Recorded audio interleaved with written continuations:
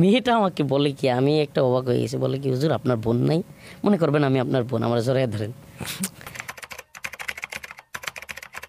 আমি কিভাবে দেখছি এগুলো, আপনার কিছু লাইট ছিল, অল্প আলো, কিন্তু পূর্ব পরিচিত থাকলে লোকগুলোকে আপনি চিনবেন, কিন্তু নতুন করে দেখলে এই লোকগুলোর ওই পরিবেশে চেনা কঠিন। আচ্ছা, মানে কিছু লাইট ছিল, এবং আপনাদের এই স্টুডিওতে যেরকম ক্যামেরা তাক করা আমার দিকে, এর চেয়ে বেশি ক্যামেরা ছিল সব দিকে। আচ্ছা, মানে ওই জায়গাটা একটা ক্যামেরা অভিনয়ের মতো। এবং আমাকে ওই মেয়ে যাওয়ার পরেই জড়াইয়া ধরতেছে। ওই মহিলাটা বোরকা পরা ছিল, কালারিং বোরকা, মানে মুখটা সম্ভবত এতটুকু খোলা ছিল, কিন্তু আমি ওনাকে চিনব না এখন। মানে ওই এক রাত্রের এত অল্প সময় এবং কম আলোতে চেনা কঠিন, কিন্তু একটু মুখটা হালকা দেখা যায় বা এরকম এতটুকু করা যায়।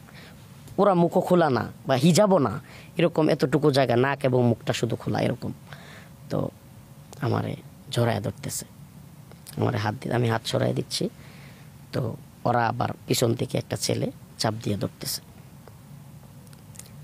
তখন আমি তো উপর দিকে তাকায়া কান্না করতেছি, চোখ দিয়ে পানি পড়তেছে, মনে মনে চিন্তা করতেছি এখানে তো চিৎকার দিলেও কেউ শুনবে না, এত রাত্রে, মানে কোনো গাড়ি নাই, কিছু নাই, রাস্তা বন্ধ।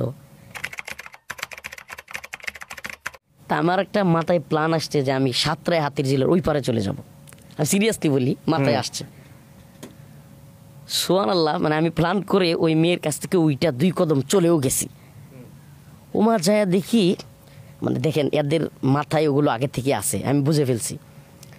সামনেই আপনার যে সিঁড়ির নিচে এরকম বাঁকা এক ধরনের থাকে না, একটু উঁচু, সিঁড়ির নিচে কিন্তু বসার মতো একটা জায়গা থাকে, ওইটার নিচে পানির সাথে আড়ালে একজন লুঙ্গি কাঁচা দিয়ে বসে আছে। আমি যখন ওইটা দেখছি, আমি সাথে সাথে আবার চলে আসছি মহিলার কাছে। কি করব, মানে আমি সাঁতার দিলেও লাভ দিয়ে আমার ধরবে।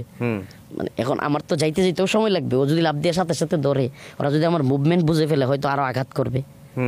আমি পরে আর সাঁতার দিই নাই। তখন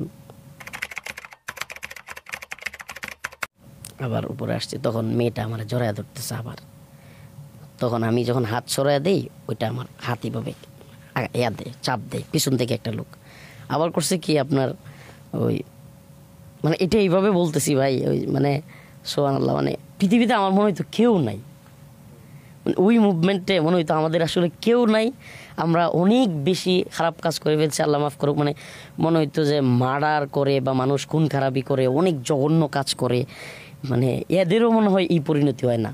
মানে আমরা জাস্ট 2-1 কথা বা সরকার বিধি বক্তব্য বা এগুলোর কারণে মানে আমাদের কীরকম করতেছে, আমাদের কেউ নাই, আল্লাহ তুমি ছাড়া তো কেউ নাই। মানে আমি এইভাবে আপনার হাতগুলো উপরে তুইলা দিয়া আল্লাহর কাছে বলছে, আর আপনার বুক ভাইসা যাইতেছিল কান্নায়, চোখ দিয়া পানি ঝরতেছিল। ওই পরিস্থিতিতে আমি আপনার মেয়েটাকে এভাবে ছাড়াইতেছিলাম।